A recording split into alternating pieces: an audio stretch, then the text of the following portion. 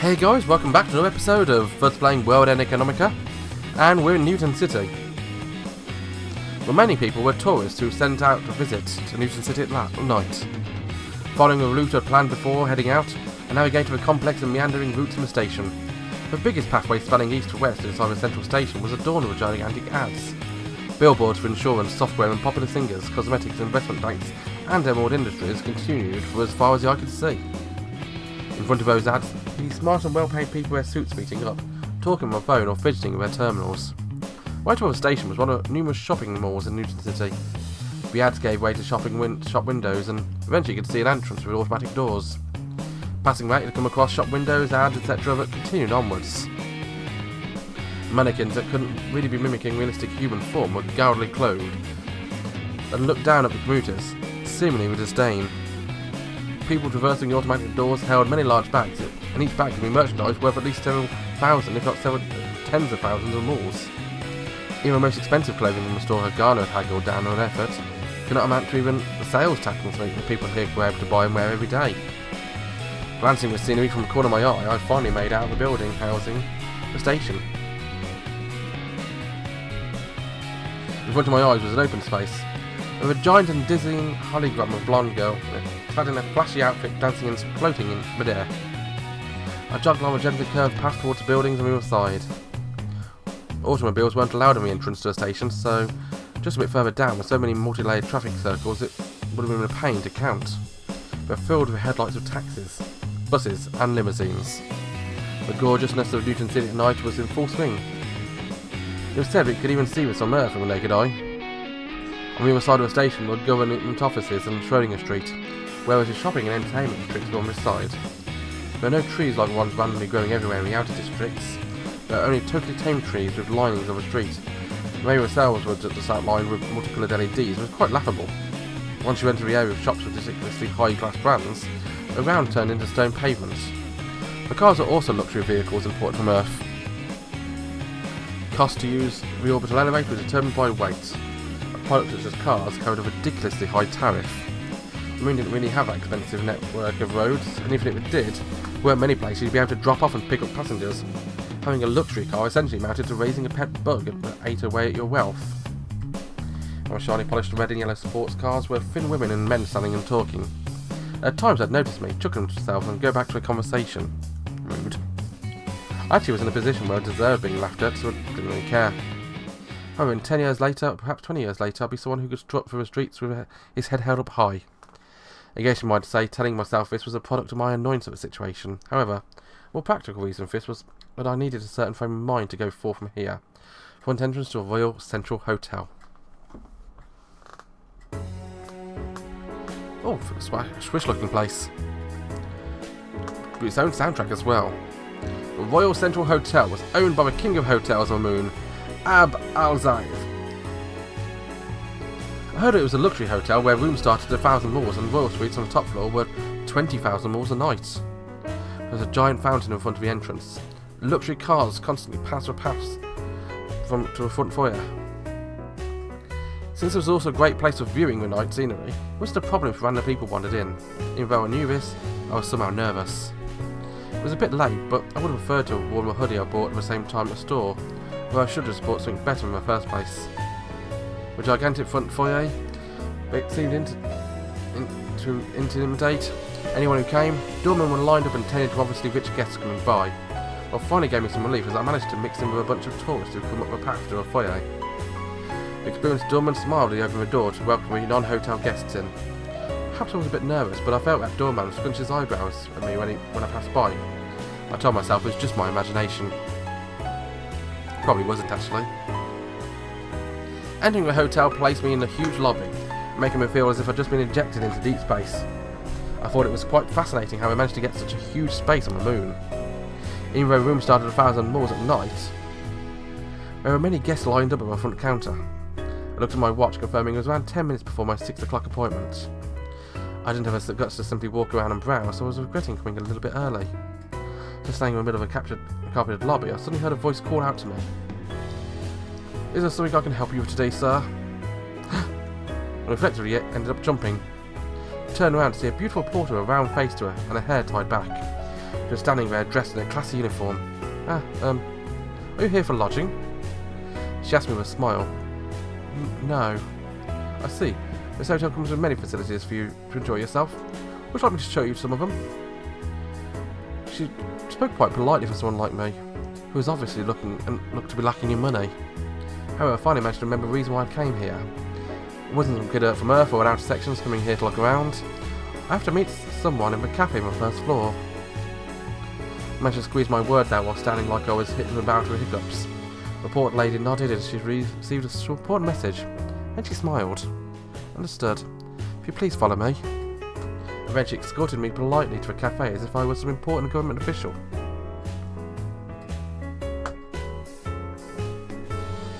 Visitors of cafe, please take your time. At the end, she clasped her hands together, took a deep bow, turned on her heels and walked away. Her mannerisms were exquisite.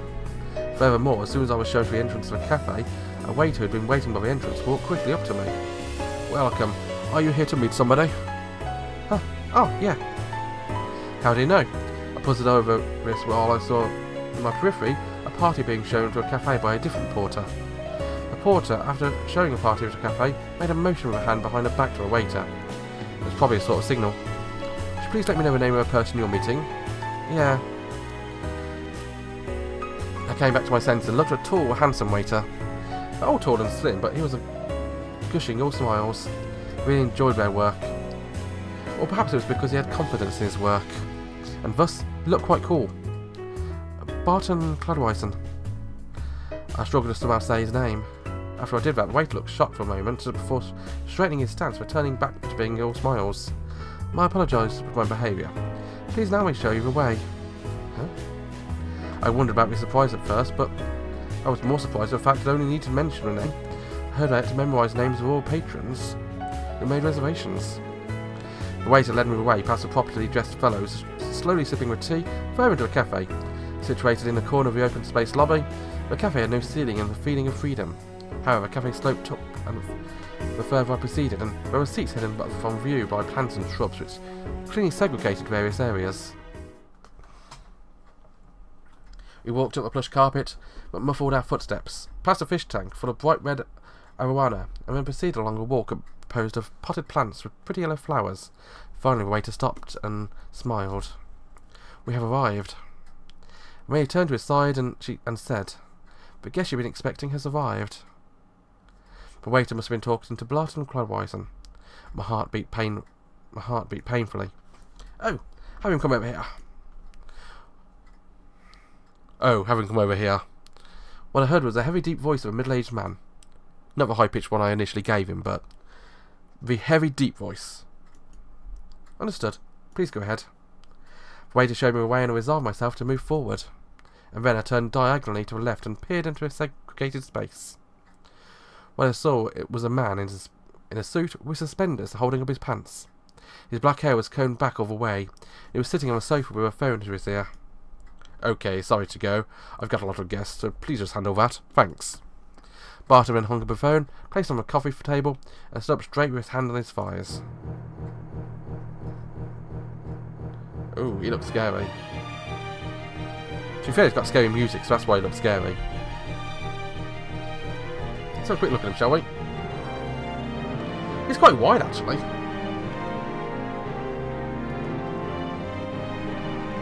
It's not actually about scary music, it's more big music, not scary music.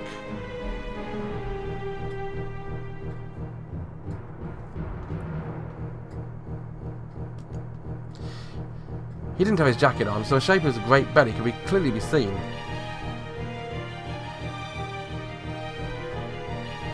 A leading figure of a financial district. If I were to have drawn a picture using my imagination, it would have fit his image to a dot. And then when Barton looked at me standing up, his smile froze for a second. Man, am I surprised. He had quite firm features compared to his figure, but it wasn't something scary. Even his wide open arms conveyed generosity that made me feel like I was about to get hugged. Mr. Haru Kawaru? He spoke my name with a beautiful pronunciation, a sign of his wealth. I nodded, and not wanting to be outdone, stared back at him right in the eye. Yes, Mr. Barton, cried Wyson. Ha, you just call me Barton. Well, you've done well, young investor. He suddenly stuck out his right hand. His sausage fingers, that looked almost fake due to their size, had 9 ounces of oil in them. His hand was large, simple and firm, without a ring to show his wealth. When I took his hand and grasped back almost painfully, and then grabbed my shoulder firmly with his left hand. Your body's well built. Fabulous. Thank you. Ha ha! I usually spend half my time down there. When I shake hands with people who'd always worked on the moon, I get complaints I was about to break their finger bones. By down there, he must have meant down on Earth. Those who would claim that the moon was the vanguard of a human race would refer to the Earth as down there. I guess Barton was one of them. Well, take a seat, is what I'd like to say, but... Huh? I looked at Barton and he smiled back. Aren't you hungry? You came right after trading ended for the day, right? I paused a bit before nodding. Well then, let's have some dinner. Right, alright? Yeah, that's fine. Actually, I travelled off from Earth today and arrived just a while back. You know how our food in the orbital elevator is totally not suitable for human consumption. And so my email replies came pretty fast, right? It was because I was bored out of my mind, haha! He reached for his jacket, which had thrown sloppily on the back of a sofa. I thought he was going to put it on, but instead picked it up and threw it over his shoulder. Barton was quite dignified in place for VIPs on the back of a cafe belonging to the highest class of hotel on the moon. In addition, he didn't need him to hand money or a credit card to a waiter when exiting. Thank you for your continued patronage when choosing us. The waiter bowed as he spoke. It was actually something I really wanted to eat. But how about you? Is there something you'd like to eat? No matter how I tried to paint myself as a ruffian day trader, I had to behave myself in front of this adult, as I'd play easily to the hands of even Lisa. When I could only reply in grunts, Barton slapped his big hand on my back. Hey now! You're concentrating so much on your stocks that you can't think straight yet. Your eyes all stiff, you know. He didn't go on to that point, but it was because I was nervous. I was broad-minded and kind, like an uncle.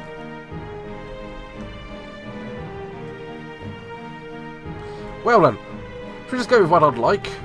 Huh? Yeah, sure.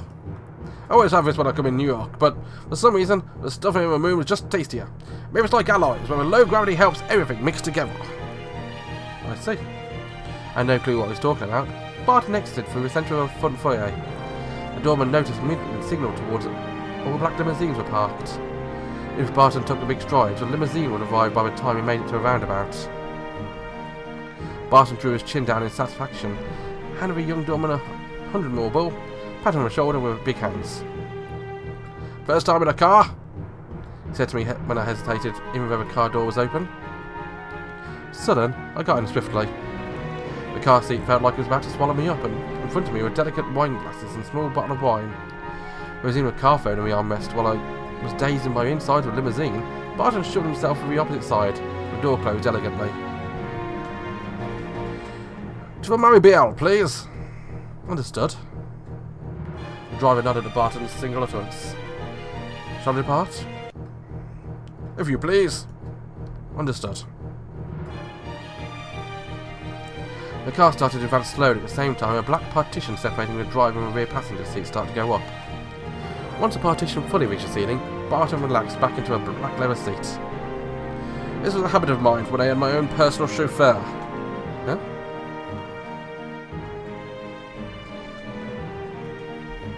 It was this time I got eavesdropped on and information leaked out. I had thought I'd just given the guy not a bad pay, but in either case, let's just say he received a pretty nice pension. Through tinted windows, I saw the lights outside flow by. As if mystically caressing Barton's face, he turned to me and laughed at me boldly. Cutthroat financial district filled with desire. I couldn't even chime in. Man, I was sure surprised how young you were. He spoke with an oddly precise timing so as to present the situation from settling to silence. You didn't know? Yeah, no personal information appears anywhere in the data, provided by investment contest. The only thing that shall be your handle name for contest, Hal. I totally thought you got a name from some satellite system, but apparently got it from your real name. The name of your investment fund, the Britannica. Is that where you're from? So I managed to directly back at him. Oh, no. I just like history. I especially like the Victorian era. The Britannica comes from Pax Britannica. Does it sound like something that could definitely collect riches? I think it sounds really cool. Ha, yeah. Sounding cool is most important. The day you name a fund a Siberia fund, remember the day your investment performance froze solid. Changing body gestures, Barton talked in high spirits. The car gradually made its way through the many bustling streets of Newton City. The pedestrians were well dressed, but I wondered how well dressed they seemed to someone who'd ride around casually in a limousine like this. But man, you really are young. How old are you? 16? I see. I'm 52. I see. 16, huh? Barton repeated the word 16 to himself a bunch of times, and straining against the seatbelt, turned towards me. When I was your age, I had glasses that were as thick as the bottoms of milk bottles. I'd do silly things like drinking milk. Of course, I invest all my earnings, but I see. I guess one doesn't like to age. Barton murmured to himself, his eyes shut. I realised it was kind of hard for me to respond when he suddenly shut his eyes open. I saw investment data. Marvellous stuff. Huh. Oh, thanks. Don't be so shy. Amongst a state of 50,000 investors, you're in third or fourth, right? That's a great achievement. I'm still far off from first. Yep, that's true. It's not really something you should be worried over, Mr. Trush, right? He's from Earth. He got an MBA from Harvard. He's unofficially decided he'll be starting at Platina Smith. We've got a once-in-a-decade genius over there. Don't worry about it, if you can't beat him right now. When Barton said that, I was a bit surprised. How did he find that out? The financial world is a small world. Information about those who strut and try in a future path naturally get around. Usually those guys have all been lured away by the big players dangling lucrative compensations in front of them. How much do you think Platina Smith would pay for an MBA brat in his mid-20s? I ended up quoting a high compensation I'd heard somewhere. 300,000, perhaps? Ah, close. Salary of 200,000, actually. Well, I thought it was probably a bit higher, and Barton corrected me. Plus the bonus is probably at least 200,000, so if he does well, maybe it'll go up. Beyond that, he also gets 5 free rides on the orbital elevator in first class. Why in first class on the orbital elevator? So ridiculous. I'll never do it out of pocket. How much do you think one-way ride costs? I couldn't even imagine. I shook my head and Barton chuckled. One person one way is 500,000. You could build a house with that much. 100,000? 5 wires would total 2.5 million moves. It's really easy to lure people from Earth using privileges of the orbital elevator. Besides, surely they'd get annoyed of it and stop riding it. Barton laughed satirically and continued. And thus, the nameless fuckers get called on by us minor guys. Sorry for not being staff on the personnel department of Platina Smith or E.J. Rockberg. There's no way I'd be complaining about this. I shook my head hurriedly from side to side, and Barton broke out in laughter, leaning back. Ah, well, it's not so bad being with one of the little guys. If you got promoted with Platina Smith, you'd find yourself mired in all sorts of eternal politics. I really can't recommend them to any of the guys aiming to do a lifetime of training. Oh, really? Yeah, once you survive 5 years in Trading Street, you earn all the money you'll ever need to live on. Beyond that, you really have to consider what you want out of life to pick the next step. This power or fame, you'd aim to be a partner of a major investment bank. Those junkies who get all engrossed in making money wouldn't join any organisation like me, or perhaps... Barton narrowed his eyes, and his eyelids were parallel to the horizon at dawn. Like you? Huh. There's no harm in calling out to people with promising futures. Didn't I say I saw investment data? Where you gambled in the early stage was especially great. So when I couldn't depend on Hagana's program at all. I had to use my gut instincts. Indeed. It appears I was the first to contact you with reason of those trades. Huh? Organisations hate people who bet everything on a single stock. If the smaller tier funds would have second doubts, those who take big moves win big. They also lose big. Furthermore, they also have big attitudes. Barton opened his mouth wide and laughed devilishly. Many people think playing with fire like that was the privilege of a boss. They were bratty hotshots who got big like that. As for me, I love doing foolish things. I love doing foolish things with those reckless guys, and they like me for that. The light outside brushed past his face, and Barton shot me a glance through his narrowed eyes. I thought to myself whether or not this feeling was what girls felt when they've been successfully hit on. Well, we can continue this while we eat. We're here. The car made a gentle curve. It stopped in front of a restaurant. I think that's way too much Barton for one day. Join me again next time with more Barton. Bye bye.